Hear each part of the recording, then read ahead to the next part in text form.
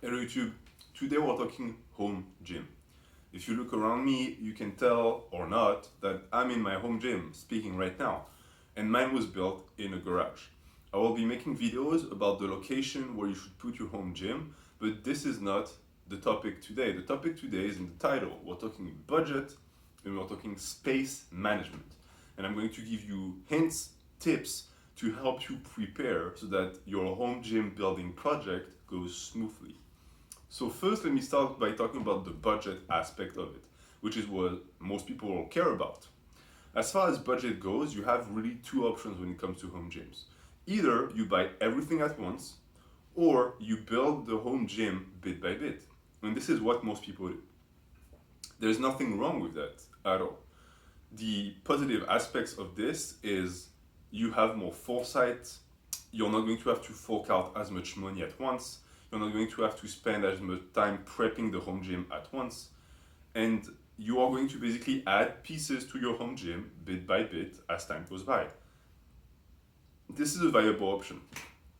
It isn't for people like me who are extremely meticulous to the point where it might even be considered impairing in a sense. I like to planify everything and I like everything to go according to plan. So for me, I wanted everything done at once and I wanted to schedule everything so that it was done properly. I wasn't able to, but basically between the start of the home gym preparation and the end, with every piece put together, there was only 1 month. So I'm going to talk about that. I'm going to talk about building a home gym in one shot, doing everything at once, because that's the experience I have. And the positive aspects of that are going to be that you're going to save money in the long run because you're going to save a ton on shipping costs. It might be better to put all that money forward at once because once it's built, it's not going anywhere. And with the current situation where gyms are closed everywhere because of the virus, I'm fairly happy I spent all that money at once, to be very honest with you guys.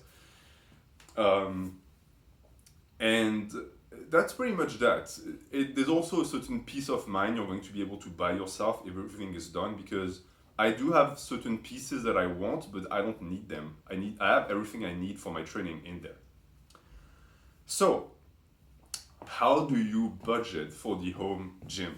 You need to take everything into consideration. There is no small costs, and you need to have an eye for things that you're going to be able to go cheap on. I made a video about it. It's in the playlist Home Gym Information if you want to see what you can go cheap on. Things that you can go cheap on, you can cut the budget and you can manage the budget on it. Certain things you're going to have to pay the price if you want quality, and I advise you to always get quality. Because a good barbell that you paid a lot of money for, you're going to keep for 10 years. A bad one, in 2 years, it might be a goner already. So you want to buy quality. When you budget, organize the budget with the websites you're going to purchase the products on. Why? Because the purchase is going to go out at once, if possible. Be careful when you purchase to really look at the shipping dates because you will find that if an article is not in stock and you include it in the bundle for the shipment, they might wait to ship the entire thing until the article is available. And I've had that happen to me. So if you have certain timelines you want respected, make sure everything is available and they are shipping it together. If they don't, give them a call, ask them to take that one piece out of the shipment and they'll send it later. That usually they don't make you pay for a second shipment. When it comes to the budget, you also want to keep in mind that certain websites will give you massive discounts if you order over a certain threshold. For example, Rogue, if you order over $5,000, they will give you discounts, they will give you free shipments. I know a lot of websites who sell plates. That same thing, if you order over $500 of plates, they will give you free shipment. It might look like nothing, but if your order is a few $1,000s, you might save a few $100, and that's always good to take. But it doesn't mean that you are forced to order certain products for certain websites just to get that discount. If there really is a piece you would rather get from someone else, don't force yourself to get something that you know you won't be as enthusiastic to use. The reason why your budget is going to be important too is outside of the money aspect, which of course, unless you're made of money, is going to be important to know how much you're going to spend. It's going to help you planify when the shipments are coming out, when the money is going to be taken from your accounts, and when it's supposed to come. Because especially if you await big pieces, depending on the location of your home gyms, you're going to have to be there to receive the shipment, because people are not just going to leave it outside. They need access to the garage or whatever house you're building the gym in. So you're going to have to need to be there to receive that. And you have to be extremely careful with the type of shipping they're doing, because sometimes they'll just leave it on the curb. You have to call them to make sure that they can bring it inside. Because if you get 500 pounds of plates and they just leave it, good luck bringing it inside. It's going to be a massive hassle. So that's everything for the budget aspect. The money aspect, I'm not going to give you too many pointers about that, unless you want me to make a video about it, but it's going to depend on the size of your gym and the type of equipment you want. Mine was really expensive because I wanted it to be, but it really depends. The important key part of the budget is that it gives you a way to have an oversight of all the pieces, and you know when everything comes so that you know when the gym is completed. So that's how to get the pieces and when they come. Now, how to organize them. This for me is the key part. This is what I spent the most of my time on, and I spent a lot of brain energy on. You have to make a plan. You have to make a map. Even if you don't know how to draw, even if you're not an engineer, you're not an architect, doesn't matter. You take a plan and you create the space in which the home gym will basically be hosted, and you organize it. This is key. Why? You do not want to receive pieces on the day where the home gym is supposed to be put together just to realize that it doesn't fit, because that's not a good feeling. You need to prepare everything. And this is especially true if you're going to build a platform like I have. I'm on a platform right now. The entire gym is on a platform. I will make dedicated videos about platforms because it's a fun part and also a very complicated and costly part of building a home gym. But the platform is, of course, the very first thing you need to build. That goes without saying. Once the platform is built, you can build a gym on top of it. So you take your piece of paper and you organize. Before you do that, you're going to have to go with a tape and you're going to have to measure the space that's available for you. I don't know if you can see around me, this is a garage. It's packed with mechanical machines, engines, etc., because it's a garage. I was given, or rather I gave myself in this garage 16 by 8 foot space. All of my gym fits on 16 by 8. Meaning that when I came in the garage, I measured with the tape, I took some chalk and I made a square. I made the exact same dimensions that I was going to have to respect. And this is going to help you visualize the gym.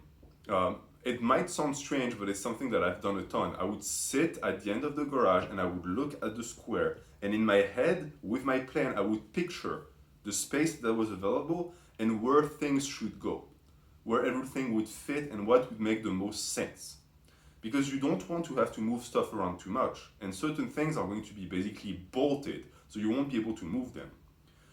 So once you have that space clearly created with the chalk, what you want to do is you're going to, on the piece of paper next to the dimension of the gym, you're going to add every single piece of equipment that needs to fit on it, and you're going to assign them a number, ranging from 1 to 10, for example. And you're going to use these numbers as placeholders to replace the equipment so that they can be spatially located within the virtual gym without you having to draw like a bench press. Who cares about that? Just add a number. But keep in mind the size of that thing. If number 9 is a leg press, number 9 is going to take a ton of space. So you need to have the ability to project yourself in your own imagination onto that virtual space and know the space that this is going to take. If you've played any construction games, video games, where you like build empires and stuff, you already have that ability. Just work on it and it's going to be unlocked. Your brain already knows how to do that. So you do that, and once everything is put together, you go through the list and you look at your gym with your plan and you try to see if everything's going to fit and if it's realistic. Because a home gym is such an important project for serious lifters, you might be unrealistic. And it's your job to make sure that you go down to earth before those pieces of equipment show up, because as I said, if it don't fit, you're not going to be very happy about it. So once you have the home gym created on paper, this is when you go back to the budget and you start ordering things that they arrived in the right order. I would say that the rack is the masterpiece of the home gym, and therefore it should be the first thing to come. Why? Because the place where the rack is going to be is very important. Having the rack in the middle of the platform or in the middle of the home gym, for example, might not be the best idea ever. Why? Because it's not going to give you enough space before and after the rack to have anything of interest going. So for me, my rack is pushed back almost at the end of the home gym. And you have to, of course, play with the limitations of the space. So for me, my garage has like a level up there. So I couldn't have my rack all the way down, so it's still around there. You have to keep also in mind the fact that if you want to do pulls from the floor, you're going to need padding for that, but that's the platform thing. I will talk about that later. But all of this to say that building a home gym is not a 2D project, it's a 3D project. And mapping it on a 2D medium might be hard for some people who cannot project themselves in 3D in their mind, but it's important. You need to give enough clearance for the rack on both sides so that you can actually load the bar. Because even if the bar clears the walls, how do you put the plates on? Even if there's space for the plates, where is your body gonna go? You need to be able to actually have a shoulder underneath the bar to put it. Things to keep in mind.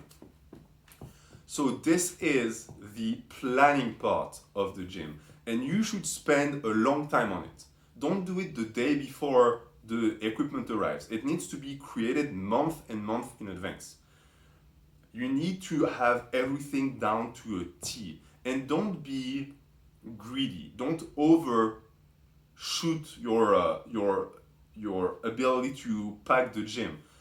You need to be 100% sure that everything will fit, not only fit, but also be ergonomic. If it's packed, you're not going to be as enthusiastic to work out. So you really need to make sure that you plan everything correctly. And once everything comes, you already have your plan. So you already have your plan, you know where the gym is going to be in because you have the chalk. So you can now just take your plan, look at number one. Number one is bench press, it goes there. You put it there, and then you go down the list, you put everything there. And that moment where you're going to sit at the edge of the home gym with your plan and you're going to look down at your gym and everything will be exactly like you planned, this is a great moment. And I wish and I hope that it happens to you too. And that's it for today. Thank you for watching.